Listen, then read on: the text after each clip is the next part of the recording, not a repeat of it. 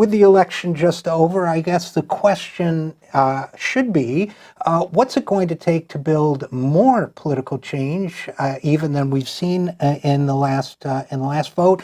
What is it going to take to build sustained political change, and what is it going to take not only to elect a different party to power, but to elect a party that has a different agenda to power, and particularly in an era of weakening labor rights and ever increasing economic inequality? Well, I'm thinking that our next guest will have some thoughts about that. Karen Nussbaum is the founding director of Working America and the Working America Education Fund. She was a founder and director of 9 to 5, the National Association of Working Women, and she was president of District 925 of the SEIU. And if I've gotten any aspect of her biography wrong, she will hopefully correct me. And she is now writing and commenting on these issues. She wrote an excellent piece recently for the American Prospect entitled, it was given the headline, Class Consciousness Comes to America, which sounds like a happy ending to me, and I wanted to talk to her about it. So first of all, Karen, thanks for coming on the program. Well, thank you for having me. Secondly, so Class Consciousness Comes to America, was that your headline, or did the editors give it to you? We worked together on that, but that's clearly the theme of the piece. And why do you say that it comes or is coming to America? Well, I've been involved with Working America, which is the community affiliate of the AFL-CIO, for 15 years. And in that time, we've had 14 million conversations with working people in working class neighborhoods all around the country, folks who don't have a union on the job. And over that time, I've seen a change. And in the last year in particular, I've noticed a kind of mashing up between working class and middle class people about what their key issues are and how they feel about themselves. And so I went back into the field to test this hypothesis that we don't just have a blue wave going on, but there's a class consciousness wave that's kind of the undertow that could be the most important thing that we see happen to us. Well, I think it's fascinating, and I think it's a fascinating thesis for a variety of reasons, including, as I'll be discussing elsewhere on this show, the fact that I've been reading a lot about the 19th century and the Progressive Era and the Gilded Age, because I feel, and I think you and I even had a conversation about that once, that I feel that it's important to revisit the victories of the past, because we are fighting some of the same battles again. But one of the differences between the 19th century and now, or recent history, has been that whereas in the 19th century you could say there was a very large working class that maybe on some level began to understand that it was a working class. Then there was perhaps a mercantile class, and then a wealthy, influential class. And recently meaning in the last 50 to 75 years, there's been the sense that if you're not poor, you're middle class. And the sense of working class awareness, consciousness, solidarity didn't really exist.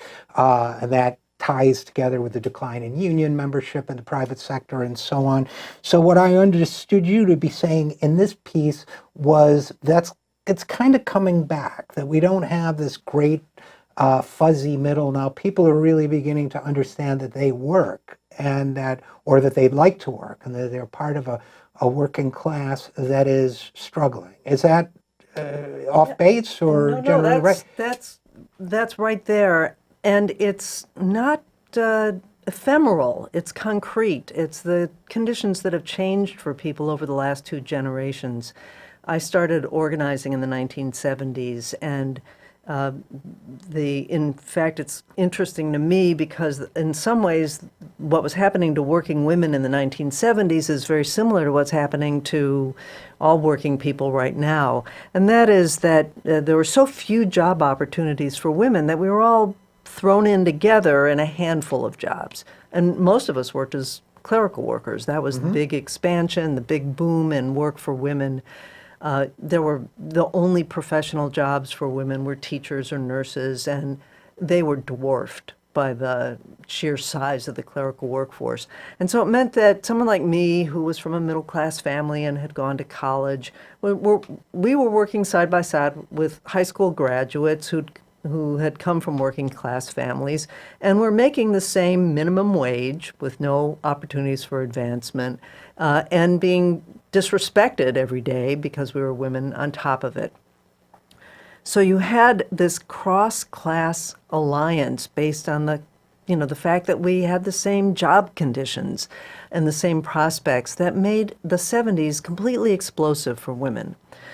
There's what happened to that is a longer story, and we can talk about that later. But what I began to see in the field as I talked to working people in Ohio and Iowa and Pennsylvania and around the country was the same kind of dynamic that nurses described themselves as working class, and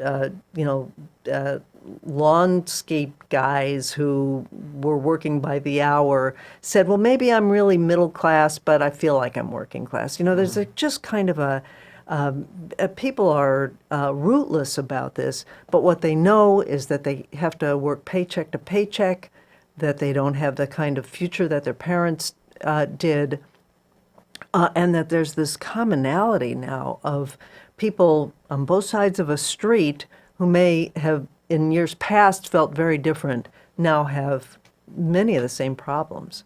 And there seems to be a force coming from the other direction, too. There seems to be a force, whether it's, I know we sometimes overestimate the size of the so-called gig economy or sharing economy. The number of people working in that economy is still relatively small, but there seems to be a sense, almost a propaganda wave that says, well, everybody's really an entrepreneur.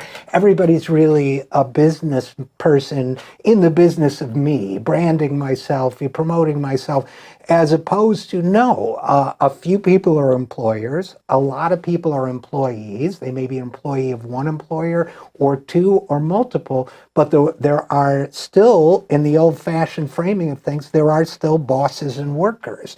And in an era, my personal bias to this, if you want to call it that, is that in an era of ever increasing inequality, we need to have a conversation about how much of our national wealth goes to the bosses and how much goes to the workers. It seems to me that's an element of the conversation that's been missing. How does that strike you? You bet, because of misdirection. Let's tell people that they're in charge. Let's tell people to blame immigrants. Let's tell people that it's the lazy young people. I hear lazy young people as a complaint every night on the doors. But if you just push a little bit on that, if you just push a little bit on any of those complaints about immigrants or you should be able to take care of yourself, people get very quickly to, yeah, the companies could be paying more. I could be earning more. No one should have to be working 2 or 3 jobs. But you gotta help people connect the dots. They're ready to do it, but there is so much dissembling and misdirection going on that if we don't do the job of organizing, if we're not there to give people a little bit of direction, we'll miss this moment. And I feel as if sometimes, and again, we're talking with Karen Nussbaum, who was the founding director of Working America, and I think you're still on the board, yes, right, and still involved. I think also that there's been a lot of conversation about how the percentage of the population that's unionized, for example, has dropped dramatically over the last 40, 50 years. But I think there may be a kind of horse before the cart dimension to that conversation, too, because I think and I think one of the things you guys do at Working America is reach out to people who are not currently members of unions. I think that's important work because I think the union membership comes second. I think the awareness that you are a member of a working class comes first, and then comes the organizing, and then comes the union. Hopefully, in my my personal bias. So I guess when you see, if you agree with my basic hypothesis or sequence of events, consciousness, organizing efforts, and then organization. What do you see as the populations that might be moving in this direction the most quickly or the soonest? Because we have almost everybody is out of the union universe now in the private sector. I think it's complicated. I think we don't know who's going to move first, and that's why I think we need to make all kinds of solutions available. Let me tell you the story of this guy named Tom, who I met on Rosedale Avenue in Columbus, Ohio.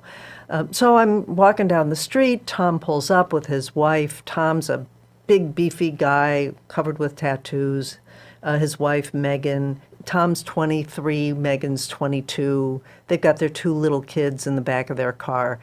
And they want to talk. They were middle school sweethearts, and they've been building their life together. And he works landscape, but it had rained that day, so he didn't make any money because there was no work. And his wife works at a cookie shop that's seasonal and part-time. She makes $11.50 an hour. He makes $14 an hour. They'll tell you what they're making, what they're earning.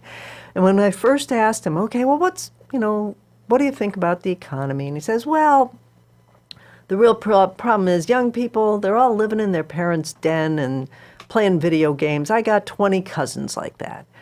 But then when we talk a little bit more, he says, well, actually, I don't make very much money. And if there were a union, the union would make my boss pay. I'd be happy to pay dues because I knew that, because I'd be making that up because the union would put pressure on my boss. Here's a guy, he knows what his deal is, but what are the tools for him to do anything with that? But across the street from him lives a guy named Johnny, who's a retired UAW member, who also blamed kids for being, not wanting to take a $10 an hour job, but then says, well, the companies, they knew what they were doing. They pit us against each other. The only reason they ever pay anything is if they're forced to, and that's what you need the union for. Well, these kinds of experiences all up and down these streets, all over America, they exist. But we don't have the institutions that people can get the strength from to take the next step, to figure out what they can do to blame the right people, the company, not their cousins, and to know what to do about that.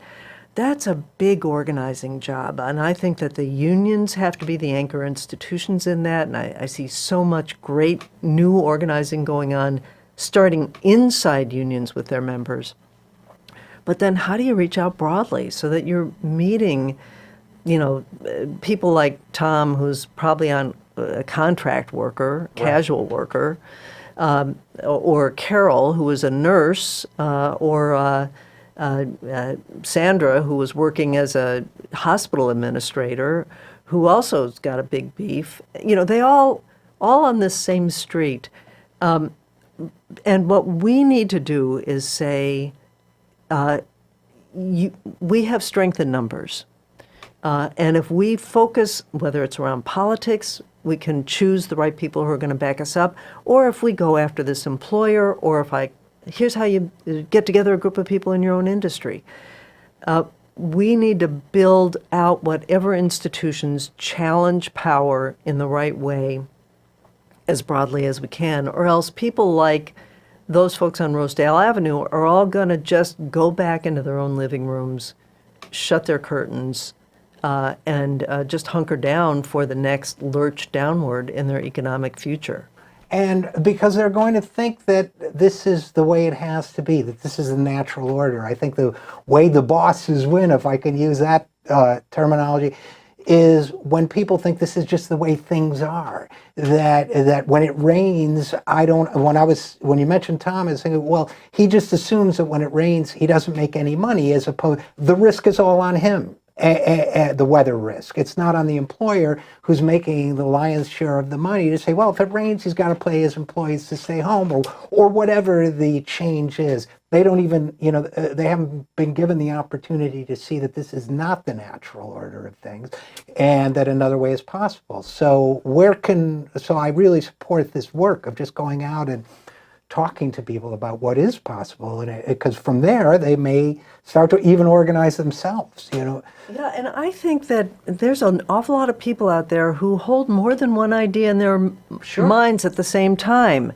They voted for Trump because they couldn't vote for Bernie, or they, they blame immigrants, but they know it's really the employer who's getting off like a bandit, or they think that it's the problem is with young people, but they also know that employers will get away with whatever they can. What the difference is between those completely opposite points of view is whether you have a sense of power. Whether you think you can do anything about it. So what you were just saying, Richard, people think, well, there's nothing I can do about it. And, if it's just up to an individual, that's right. But how do we rebuild a sense of collective power? It's a big job, but there's no alternative to that. That is the only countervailing force to what we're facing right now. Boy, if I had my way, everybody would take all their spare time and energy and money and just concentrate on this work, because from this work so much flows. What other kinds of policies and other ways of, so I really think we need to, this is the way to build the labor movement of the future, and this is a way to change people's condition. So I couldn't support that work more. And where do people go to find out more about it? Is there a resource or? Working America is the place that I see the most exciting organizing going on. We reach out to 1 million people every single year, and we're trying to build those long-lasting institutions that connect people to unions, that connect people to community organizing, that give them the tools to make the right choices when they're voting. But every single night we go out, we talk to people, and the key point is their strength in numbers, and sign up and begin to make that change right now. So go to workingamerica.org, become part of the new organizing. This change in consciousness, as you were saying, Richard, this is like a momentary opportunity. If we don't take advantage of it now, people will just go back to assuming there's nothing you can do about it. So I think our next 2 years have got to be about this, about helping people see themselves in relationship to class. Well, I'm with you. So Karen Nussbaum, founding director of Working America, and go look up Working America, and the piece is entitled, now I don't have it in front of me because my computer blacked out, but Class Consciousness Comes to America. Was That's that right. the title? In the American Prospect. So thanks for writing the piece, and thanks for coming on the program. Great, thank you.